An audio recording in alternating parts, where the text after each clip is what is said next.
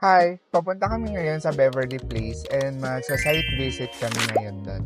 Yung bahay ni client tapos na siya and may 2-story building with 3 bedrooms. May ko-consult lang siya regarding dun sa bedroom, paano pa magiging mas maliwanag kasi ang dilim daw tingnan ng bedroom niya.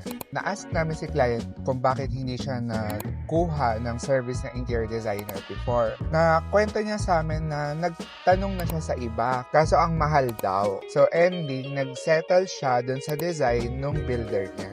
Usually, yung mga nasa loob na design nila is for provisions only. For example, ilalagay nila dito yung bed, ipaposition lang. Pinapakita lang nila ilang bed ang kasya, ilang dining chairs, ilang sofa ang kasya. Sa susunod daw na magpapatayo siya ulit ng bahay, kukuha na siya ng service ng interior. Itong current house niya kasi, balak niya gawing rental property like mga Airbnb, ganon.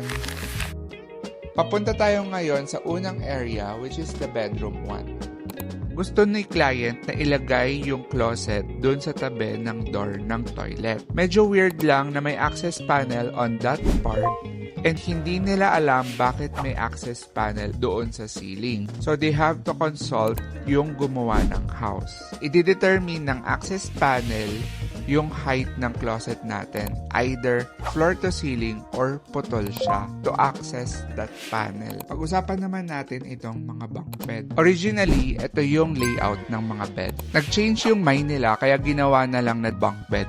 Kaso nga lang may space in between bunk bed and window kasi tumatama siya sa beam. One of the limitations is hindi na pwedeng baguhin yung design ng bunk beds since existing na sila. If mapapansin natin, nilagay din nila yung aircon sa ibabaw ng window.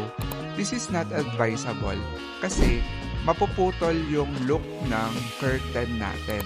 Possible na matangkad on the other side and possible na maiksi dito sa other side dahil may aircon na. Hi! Kakatapos lang namin mag-site visit.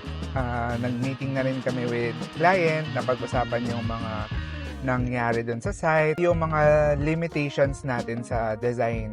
In few days, magpe-present ako sa client ng design solutions para dun sa mga issues nila.